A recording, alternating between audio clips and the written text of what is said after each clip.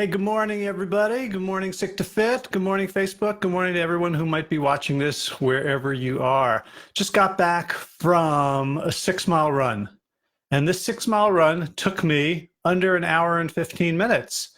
And that's a big deal. And I wanted to talk about kind of the stuff that led up to it and some things that I discovered because I think it might be helpful. So the background is I have had plantar fasciitis for months. If you don't know about it, plantar fasciitis is a sharp heel pain. It can feel very debilitating, like every step is like a little knife into the heel.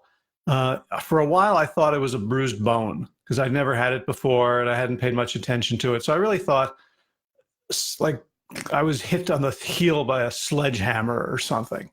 And I had no idea what was causing it. And, well, I'll just, plow through, keep doing things. And it was getting worse and worse, which is another characteristic of plantar fasciitis. And what I found out after talking to some people is like it was at its worst in the morning. I'd get up and I'd have to like limp to the bathroom practically on one foot, hopping. And so that's sort of classic because it has to do with the plantar fascia, the base of the foot, this connective tissue and tendons and muscles, and it's connected to the calf. And so when the calf is sort of shortened, like when you're sleeping and your foot's like toes pointing away from you, the calf shortens. And so when you try to stretch it out, it's really excruciating. So once I discovered what it was and I started mentioning to people that I had it, the first obvious thing was like, don't keep making it worse. So I stopped running. My last run was, end of sort of middle of May, the half marathon at Umstead Park. I did okay, 2 hours. I wasn't trying to race it. It was like a 9:15, 9:30 pace. It felt comfortable the whole way through. But then my foot was like hurting so bad afterwards. I said, all right, I got to stop. So I try, walking is okay. I joined a gym. Josh showed me how to go on 15% incline on the treadmill and walk slowly and still kind of keep cardio up. I started doing swimming a little bit, but basically not a whole lot of movement in my life. So the other thing I discovered is that almost everyone who has had plantar fasciitis and no longer has it thinks they know how it got better. So whatever they did, like basically, if you just leave it alone for a year, it'll get better. And a lot of people told me, yeah, it was just a year and it got better. But then people were saying like, okay, here are things you can do for it. So one of the first things I was told is to get these Yamuna foot savers. And I went online and they're $60 for like 2 pieces of plastic. And I was like, I ain't doing that. So I got a saw and a lacrosse ball, and I cut it in half, and they're not exactly even, but close enough. And these are on my underneath me, and I stand on them, and I, go into the hard part here with the heel, and I can really make it hurt. And I was told like, do that for a week, and it'll get rid of it. And it probably helped, but it didn't get rid of it. Next thing I started doing was melt method. You can look up meltmethod.com. It involves a very soft foam roller and soft and hard balls and moving fluid through the fascia. So hydrating the fascial layers of the body so that things can flow and open up. And it did that. And, I started feeling better in other ways. It wasn't really fixing the plantar fasciitis. Spent about $1,000 with a body worker for 6 sessions working just on that right leg. I did some of TMR, total motion release work, led by Tom DeLonzo Baker. And all this stuff was helping me feel better, but it wasn't exactly addressing the plantar fasciitis. Then I started doing strengthening work. My friend Carly Assay is a physical trainer down in Florida. He was a guest on the podcast, maybe 4.5, 5 years ago. And we got on the phone. I was connected to him by a friend who'd been a big change student years ago, Darcy Bryant, who's a plant-based pharmacist down in Florida. She hooked me up with Carly, who is training her. She's in utter beast mode. And he gave me some strengthening exercises to do, doing some toe raises or calf raises, weighted. So I have a backpack with some weight in it, and combining that with Pro Stretch, with this sort of weird blue rocking thing that I can get a great stretch in the calf. And it's gotten better. And in like 2 weeks of doing that, this morning I went for my first real run. And by real run, I mean I was at like a 9:30 pace for most of it. I stopped a few times. I walked. It was nice. It was hot. So I didn't push it.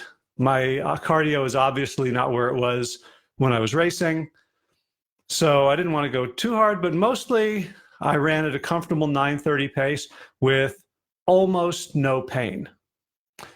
And so what I want to say about this is a few things. First thing is, I was pretty idiotic about not getting it checked out in advance, about not taking it seriously when I had a pain. Second thing is, oh, hello, thank you. Here's my Pro Stretch. and Mona, good morning to you too. This is the thing my wife just brought it. I guess she was watching from the other room and wanted me to have a little demo thing. So, heel goes here, toes go up here, and I just sort of do this, but with the foot. Thank you. I'll do a little bit now. What the heck?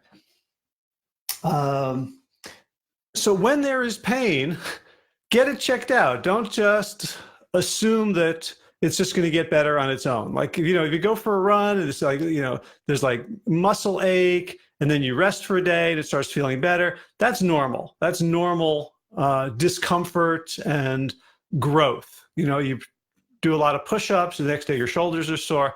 But when you're doing something and it keeps getting worse and worse and worse, take that seriously.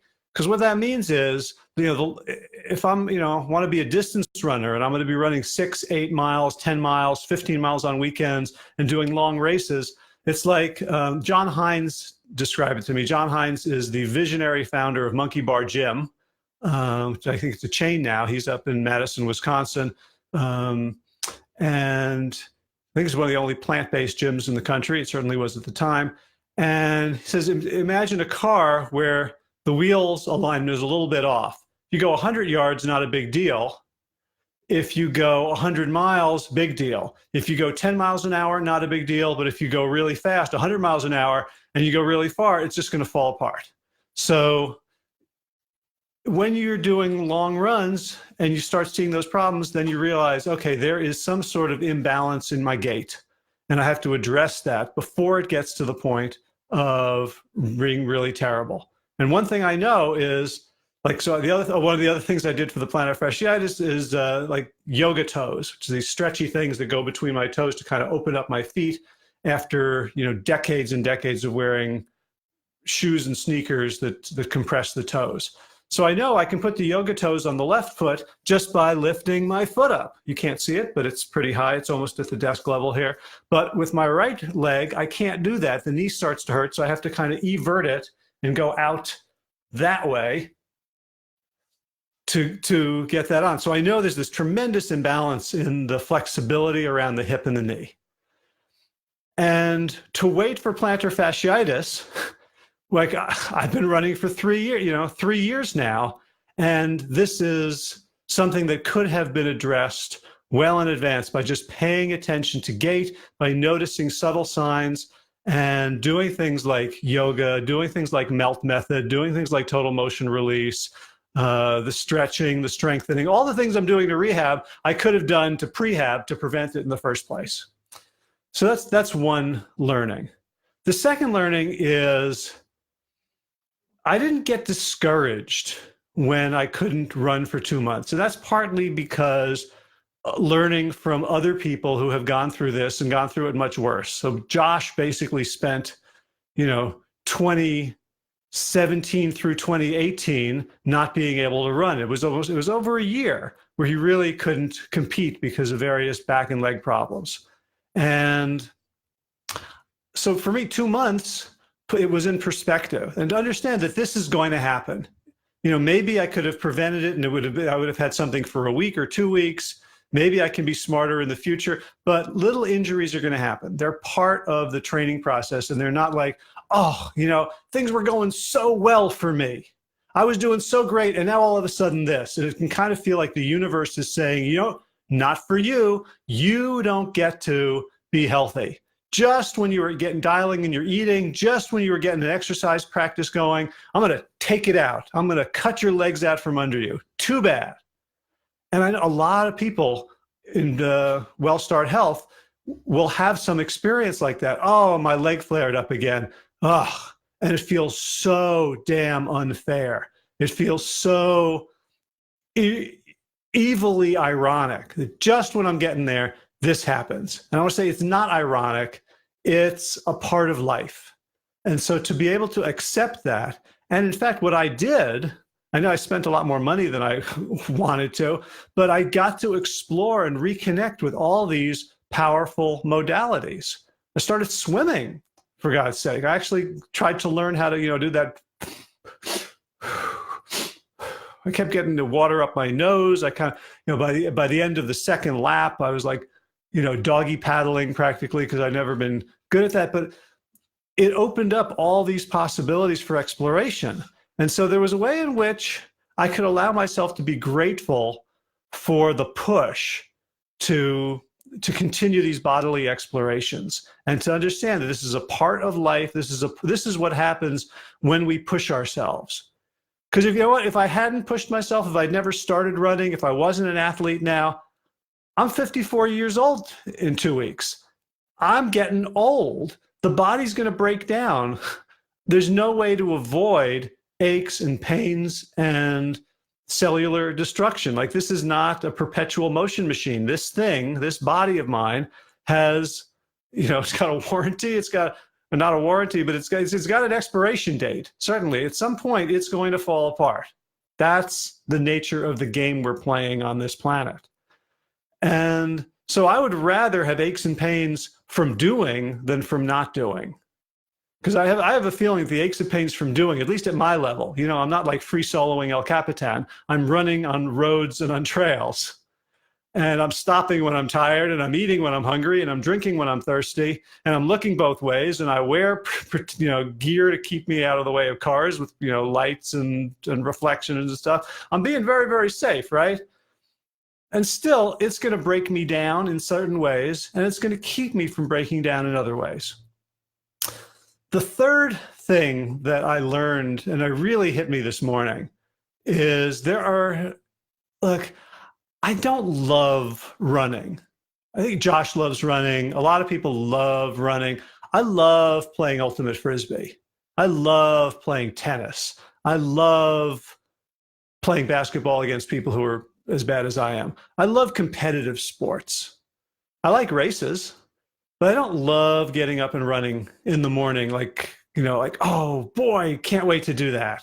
I haven't developed that relationship. And so there are lots of days where I look at my training plan and, okay, let's go for a run. And I do the run dutifully, and I feel great afterwards. But there's this little part of me, it's like, this is something I'm obligated to do. I should do it. I'm a role model for people. I got to walk my talk. I know it's good for me. This morning, went out gingerly. I started about 11:50 pace, so slightly faster than 5 miles an hour. And at about a third of a mile, I felt warmed up. I started feeling good. My foot was not hurting. And I sped it up, and I got to that 9:30 pace, and I did like 2 miles before I took my first little rest.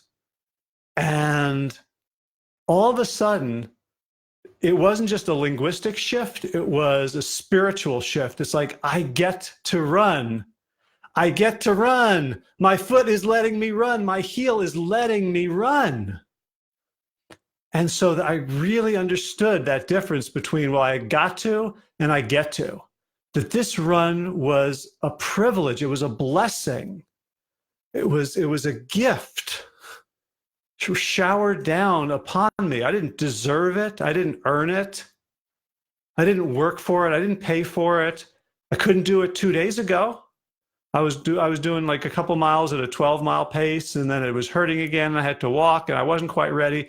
But today, I was graced with the ability to run at a 9:30 pace. Oh. And they say what do they say? Don't it always seem to go, sings Joni Mitchell, that you don't know what you got till it's gone.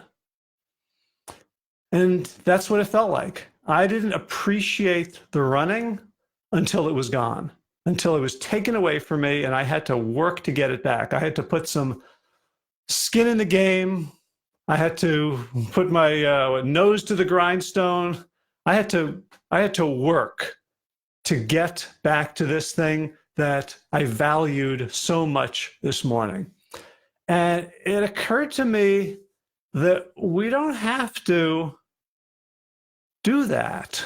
We don't have to wait until it's taken away. Right? Remember the movie It's a Wonderful Life with Jimmy Stewart? So he is shown by the angel what the world would be like if he had never existed. He's, I won't go into the whole story. It's not a spoiler. The thing's from like 1930s, but he's, good guy, beloved in town, trying to help everyone. And through an act of criminality, he is blamed for defaulting on a bank loan, and he's about to kill himself, about to jump off the bridge. And so the angel Clarence comes down and shows him what the world would have been like had he never existed. And he gets this long montage of all the people who would be worse off without him. And we can do that, right? So if you're running in the morning and you've kind of got the attitude that I've had, it's like, all right, another thing to do. Imagine yourself laid up. You can give yourself imaginary plantar fasciitis. You can get hit by an imaginary bus and have a body cast on and be in traction. You can imagine yourself having been born with a body that's not able to run, or whatever you're doing that you would like to appreciate more. Imagine that you're unable to do it. All right. That's actually, there's studies. So this is actually a stronger way to appreciate, a stronger form of gratitude than just making like a gratitude list of all the things that you appreciate. Imagine them gone. Imagine them out of your life. Imagine them out of your hands. And really go there. It feels terrible. It feels shitty. It feels not very nice to imagine a diminished life like that. But then, like the nightmare, that moment when you wake up and the nightmare's over and you're like, oh, it was a dream. Oh, I didn't murder those people. Oh my God, I didn't eat a salami sandwich. Oh, I'm so relieved I didn't cheat on my spouse. All the things. Oh, oh boy. Yeah, I roll over and I'm looking at my wife and she's sleeping there like, okay, breathe. You don't need to feel guilty. Everything's okay. You didn't drive your car off the cliff.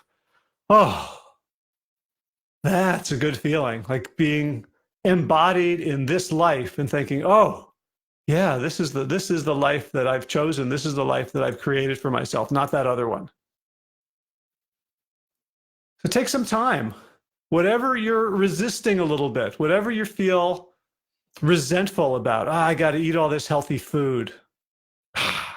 Yeah, boy, I would really like, going all these summer barbecues. I'd really like to have the roast, the hamburgers or the grilled chicken, the potato salad with all that mayonnaise, all that stuff I loved. So, poor me, can't have it. And we don't have to say it that way, but in the back of our mind, we're still thinking a little bit. Right? Imagine a world in which that was all there was. No options, no other possibilities. And think about, I get to to go and have salad. People worked hard to grow all that stuff to make salad for me. Somebody shipped it here. Somebody triple washed it and bagged it. All for me.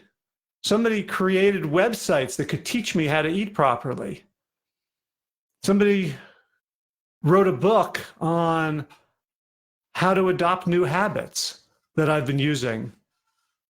Like, imagine all that gone. Imagine being stuck where you were and then snap out of it like that nightmare and come back to, I get to have salad.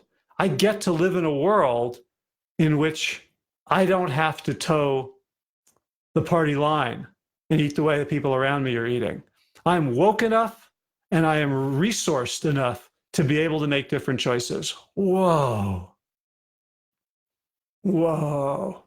So that shift from got to get to, from obligation to opportunity, is one of the most important shifts we can make. And I am so happy that it was hammered home to me on this run this morning.